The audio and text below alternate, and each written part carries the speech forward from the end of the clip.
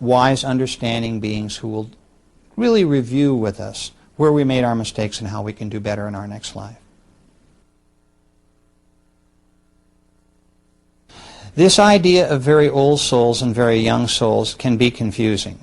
And let me explain why. You might be an old soul in the sense that you've been around since the Stone Age, but you might not have learned your lessons very well or very quickly. So you might be maybe going from a beginner to an intermediate as opposed to a more advanced soul, simply because you need more time and more lives to do the work that you need to do. I've had other people who have had souls that have progressed very rapidly. I had one lady who in 4,000 years of incarnations on Earth, which is not a long time, moved from the beginner level up to almost intermediate, which is very, very fast. So the reason that I can tell this is by the auras they project in the spirit world, and usually these colors have really no relation to the auras that people who have that ability on Earth can see around us.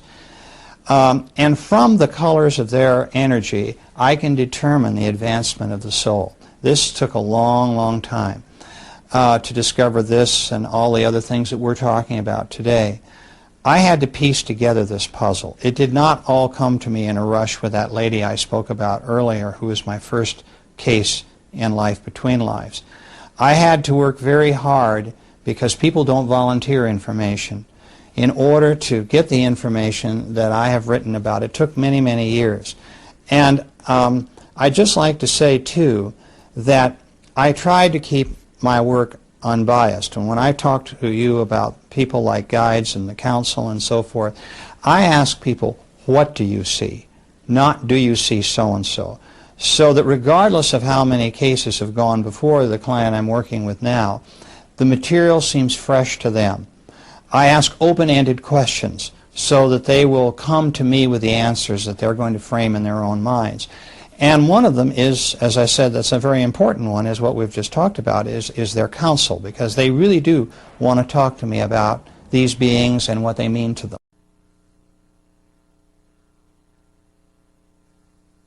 People can get misconceptions from ghosts, and it's my feeling that there are beings who have not left the astral plane yet because they're not ready to. They're very dissatisfied with things. Maybe they were murdered. They want to find vengeance and so forth. They're not forced into the spirit world.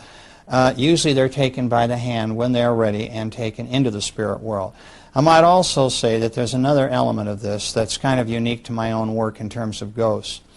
I believe in the duality of souls. Souls have the ability to live parallel lives, to divide their energy. A part of their energy always stays behind in the spirit world.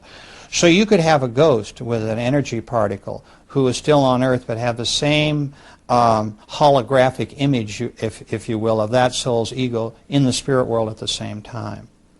So we never stop learning, and we never actually are totally disconnected from the spirit world.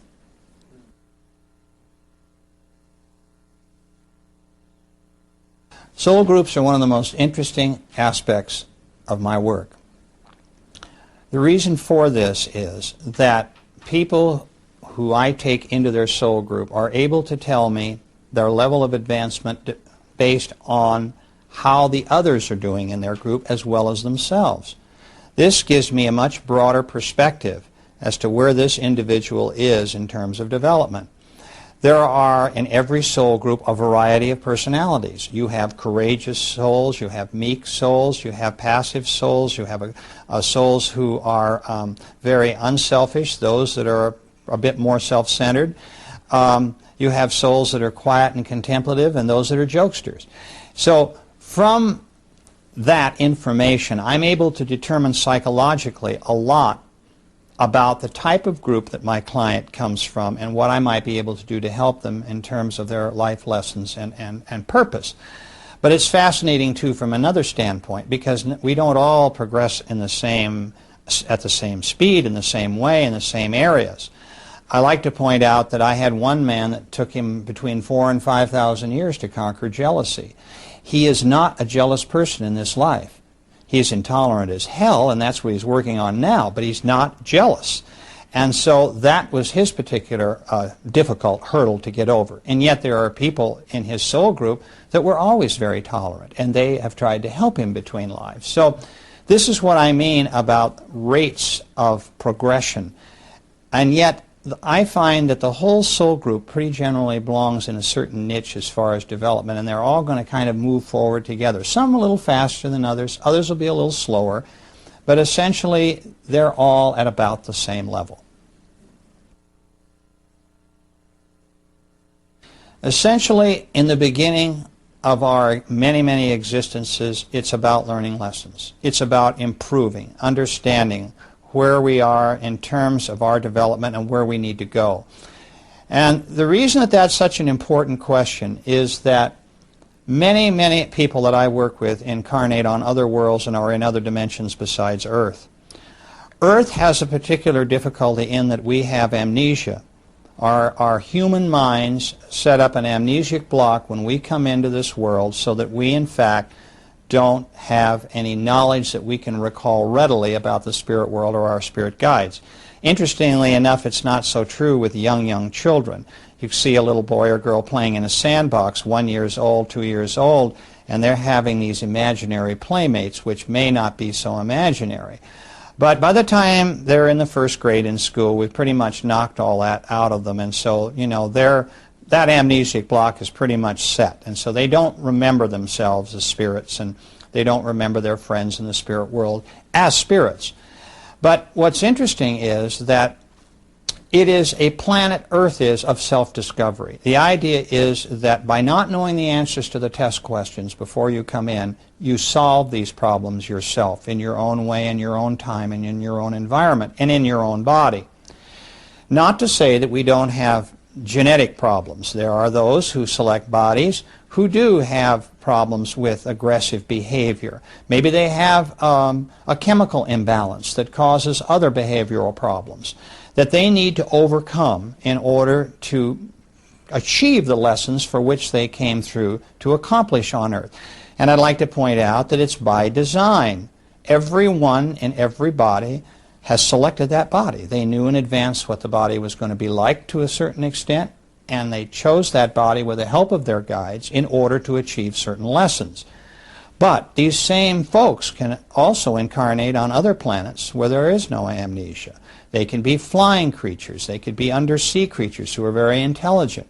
They could be interdimensional shadows. They can be flames. They can be water or gas-like creatures. There are all different ways in which we can progress and learn and understand about who we really are and the power of our energy. Earth is only one school.